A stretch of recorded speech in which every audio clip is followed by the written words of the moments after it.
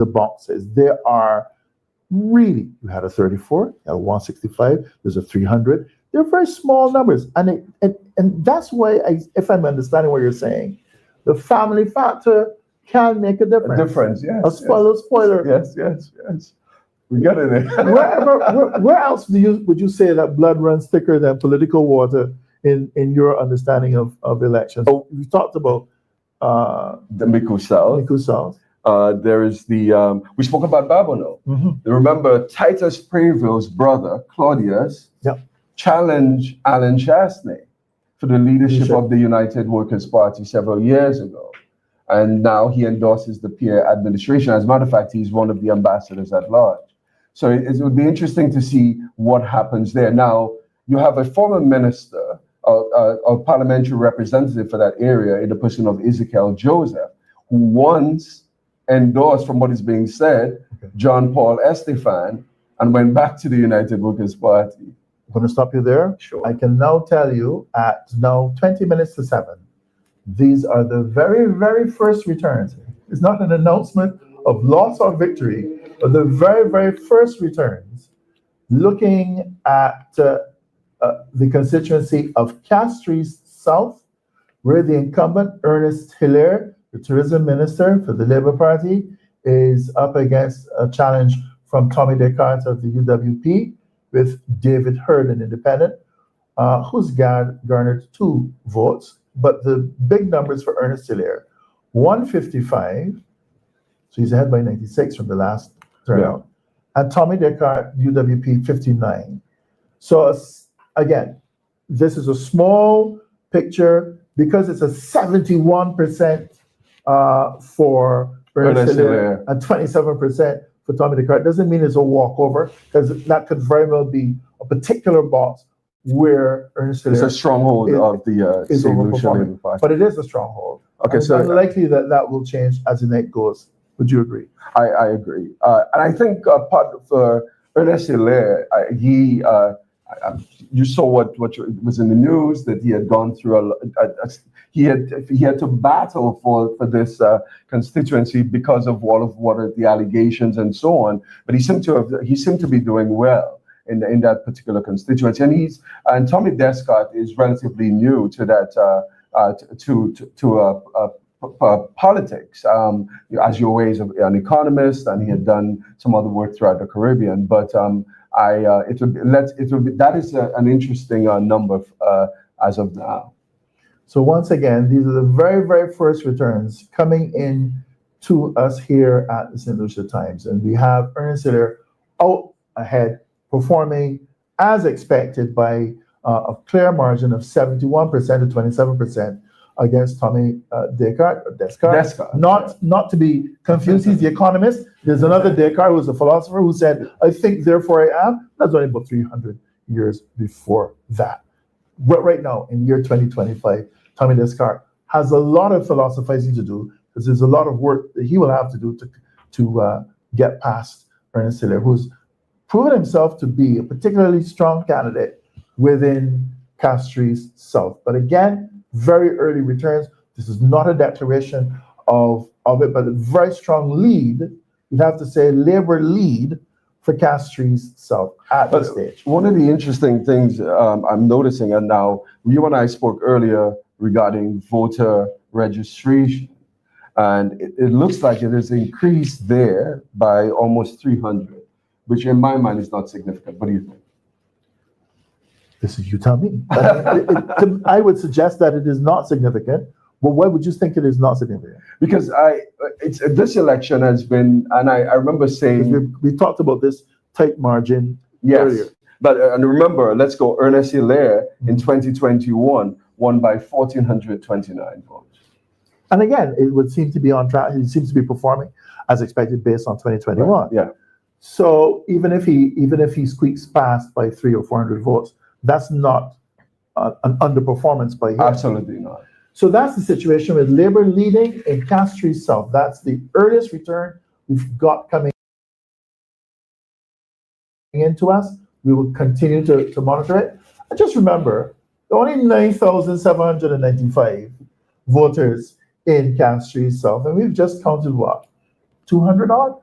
So it's an early night yet. And so let's not run off and say, scream victory yet. We'll give a very clear picture. But so far, Labour lead in Castries South.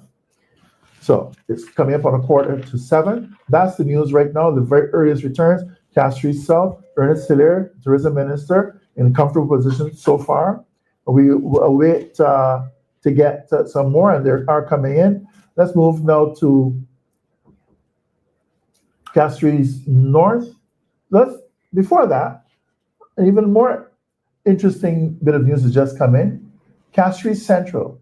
And it is very, very interesting because Richard Frederick, the independent, is ahead by 6 votes at 66, followed by Ross Clark of the UWP with 60 votes, Stanley Felix, the independent, 7, and Andre Matthew, the other, of the NCP, 2. Once again, really very tight. Richard Frederick, the incumbent, you'd have to say, independent Labour, caucuses for the Labour Party, is ahead right now by mere 6 votes, with just 130 odd votes counted thus far from a total electorate in there of 9,104. Ross Clark of the Workers' Party, 60 votes, 66, and Stanley Felix, independent, 7, Andre Matthew, NCP, 2. What do you make of that? So far, again, very, very early returns from probably just a single box in Castries Central. Well, the Richard Frederick, the independent candidate, independently.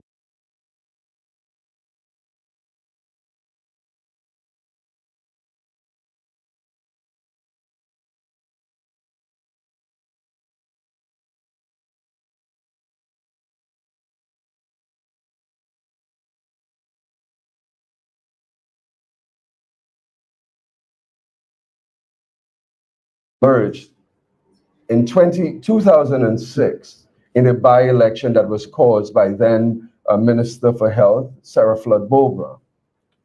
He went on to join the United Workers' Party in December. The general elections in St. Lucia were held in December 2006. Okay. He won under a United Workers' Party ticket, right? Then go ahead, you were saying. Well, I was about to interrupt you only to tell you that we have more returns. And this is, again, another constituency worth looking at right away because it's one held by an incumbent who is an independent. Stevenson King, so far, with 66.4% of the vote, with just 97, ahead by 49, against Stephen Fevrier of the United Workers' Party, who's got 48 votes. Nothing so far for Brenda Edwin, the independent there, and Marcella Steed, 1 vote. Nothing for Gianna Matthew of the NCP. So basically, you have Stevenson King so far on track and leading out front very clearly, where it's a close run thing for his other independent colleague up to the other day in the House of Assembly, Richard Frederick. Yeah, interesting. But I'm happy that at some point we'll speak to Marcella Steed. Marcella Steed, the independent candidate, interestingly enough, is from a Labour Party family. Stevenson King is, 68 years old. Yes. What happens at some, now remember the Labour Party there isn't a Labour Party candidate. No, essentially, the Prime Minister went on to endorse Stevenson King in that constituency. So what we need to look out for is to see what happens after how much of it, I don't know in terms of, you and I are aware that independent voters in some instances, they get very few votes. Yes. But Marcella Steed has been making some very good points on the campaign trail, has been very, very active, a former educator, but he's someone we ought to look to very, very, very. All right, so that we'll have for the 2030 election. Let's just focus on for now, the fact that the name popped up. It's an interesting footnote. And again, you have a situation where Stevenson King is maintaining the lead.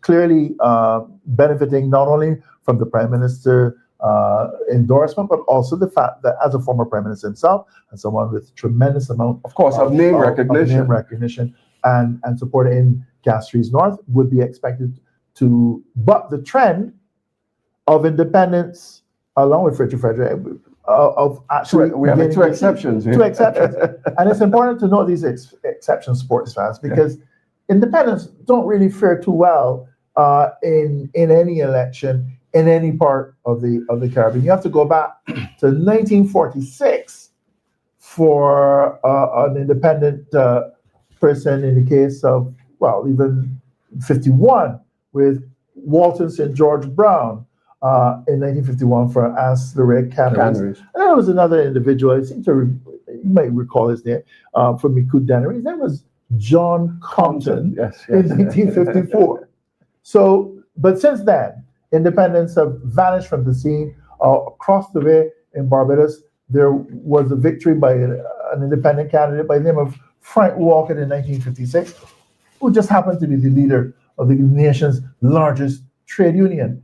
That aside, independents have not really won anything, except in this last election, we saw, and even before that with Richard Frederick. But again, you've got to put an asterisk on Richard Frederick. But in the very case of Stephenson King, someone who, yes, canvassed for the St. Lucia Labour Party. As a matter of fact, Stephenson King was a senior minister in Philip J. Pierre administration. Yes, that is correct.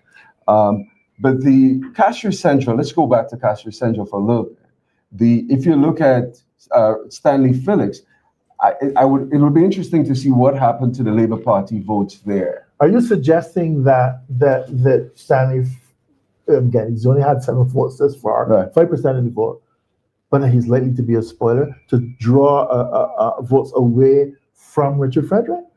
It's one of my concerns. The reason being, as we said earlier, Stanley Felix he identifies as a member of the St. Lucia Labour Party, and so much so that the Labour Party had to issue a press statement indicating that Richard Frederick is in fact their candidate. Okay. So I noticed some new figures have arrived. Well, that's where we're going to take you next, across and west to Soufriere, where Emma Hippolyte of the Labour Party, the incumbent, is underperforming as we speak against Harold Stanislaus of the United Workers' Party.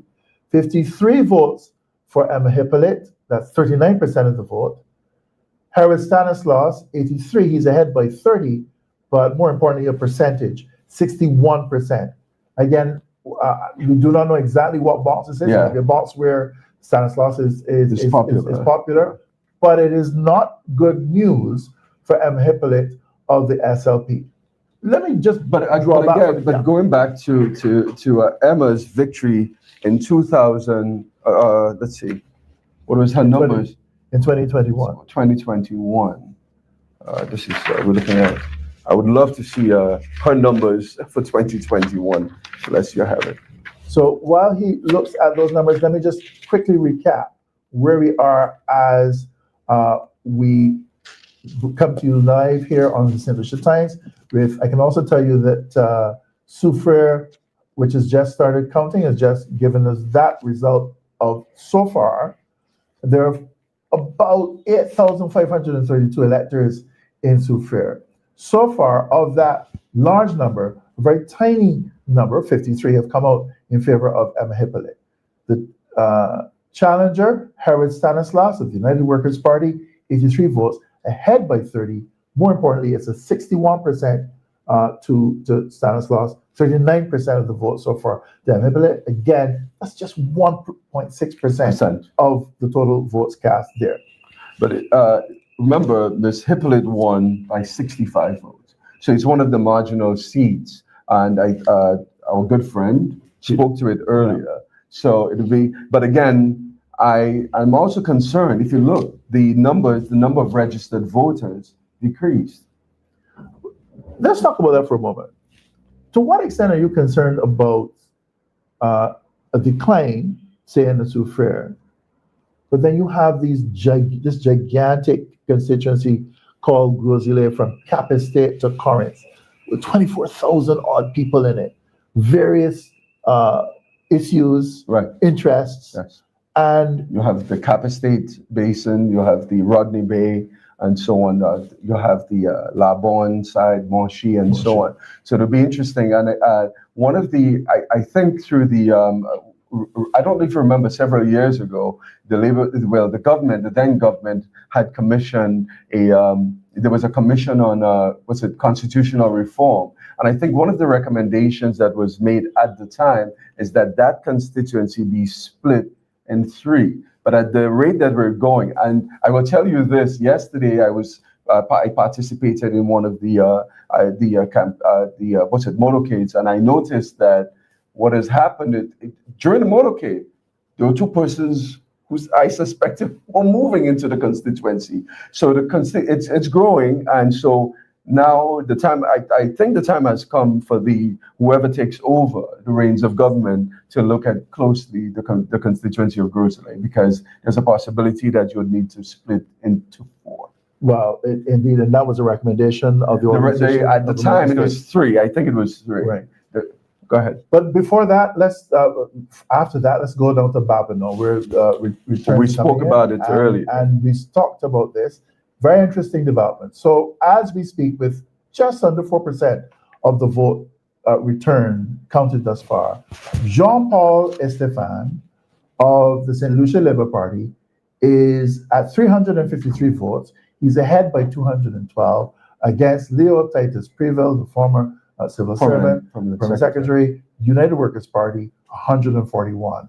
So he's well ahead thus far, with 4% in, 71.5% for Estefan, with his slogan of "Este for all," and which he borrowed from his brother.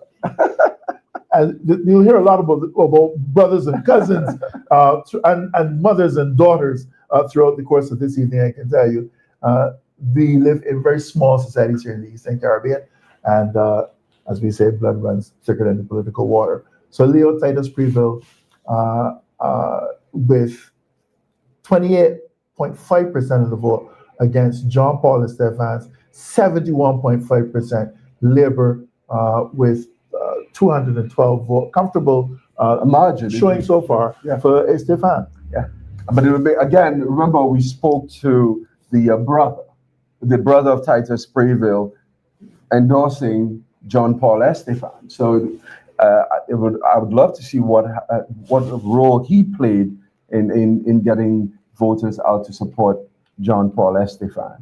So once again, we are coming up on 4 minutes away from 7. Let's give you a quick recap of the count thus far. In Castries North, it's Stevenson King comfortably leading thus far against Stephen Jean Soufriere, the independent, former Prime Minister, ex-UWP, and independent who caucuses with Labour. He is at 66.4% of the vote against Stephen Jean Soufriere of the United Workers' Party with 32.9%. Put an asterisk, says Jeremiah Hyacinth, who's joined me as our analyst, for one Marcellus Steve, who with a single vote will suggest to you that somewhere, given the fact of Stevenson King's age, he might be likely to come back in 2030. But let's look at 2025. Castries Central, tight race. Richard Frederick, the independent, the incumbent, 48.9% of the vote. In real terms, that's just a 6-vote lead against Ross Clark of the United Workers' Party. Richard is ahead by 119 votes. Well, thanks for that. But let me just quickly recap then. Castries South, at last report, Ernest Hilaire, the former tourism minister under the last administration, in Labour, the incumbent, 155, well ahead of Tommy Descartes of the United Workers' Party. Soufriere has just begun the count. Thank you for tuning in to another episode of The Cold Hard Truth on Bobo 89.1 FM. Cayman's #1 talk show is live weekdays from 7:30 a.m. Never miss an episode again. Watch anytime on CMR's Facebook and YouTube channels for the latest show episodes. Don't forget to follow us online on our social media channels. And visit CaymanMarlRoad.com for all the latest news and community happenings.